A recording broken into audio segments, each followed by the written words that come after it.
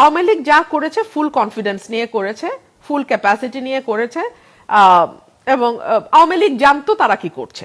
কিন্তু এই সরকারটাকে আমার উদ্ভ্রান্ত দিগ্ভ্রান্ত মনে হয়।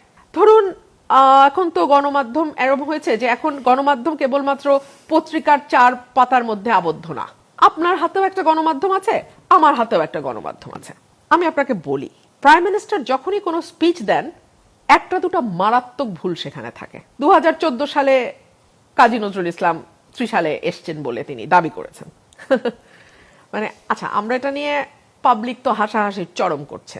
আমার বক্তব্য ওইখানে না। আমার বক্তব্য হচ্ছে তার স্পিচ রাইটাররা যারা, এখানে কি কোনো খেলা আছে?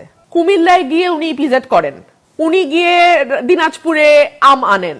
আমি সত্যিকার অর্থে যদি আমাকে জিজ্ঞেস করেন, আমি যেহেতু নেতাদের বাড়ি বাড়ি গিয়ে পা ধরে বসে থাকি না, গুহ্য কারণ আমি জানি না। অ্যাপারেন্টলি আপনারা যেটা দেখেছেন, সবাই বাংলাদেশ যেটা দেখেছে যে জমিয়াতে উলামা ইসলামের সঙ্গে তাদের জোট হয়েছে, তারা 4টা আসন দেবে, তার মধ্যে আমার আসনটা। সম্ভবত তারেক সাহেব, যেটা মানে আমি 3 মাসের এক্সপিরিয়েন্স থেকে যেটা দেখছি, উনি সম্ভবত ধারণা করেছিলেন যে আমি দাঁড়াবো না, স্বতন্ত্র দাঁড়ালেও যে তার কোনো প্রশ্ন নাই। ওভার কনফিডেন্স, সুপার কনফিডেন্স এবং সুপার অ্যারোগেন্স সব মিলিয়ে ধরে নিয়েছিলেন যে ও যাবে কই, ওর গতি কি, যেটা এইসব দলের, এই বর্জুয়া দলগুলোর যেটা থাকে আর কি, অ্যারোগেন্স, মাত্রা ছাড়া অ্যারোগেন্স। কিন্তু বাংলাদেশ তো আসলে বদলে গেছে।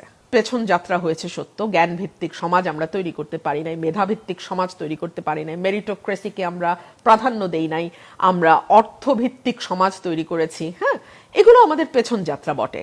তবে একই সঙ্গে মানুষ কিন্তু, বিশেষ করে এই 5ই অগস্টের পরে, মানুষ কিন্তু ওই যে একটা রাজা প্রজার সম্পর্ক, ওই জায়গাটা কিন্তু ভেঙে গেছে মানুষের।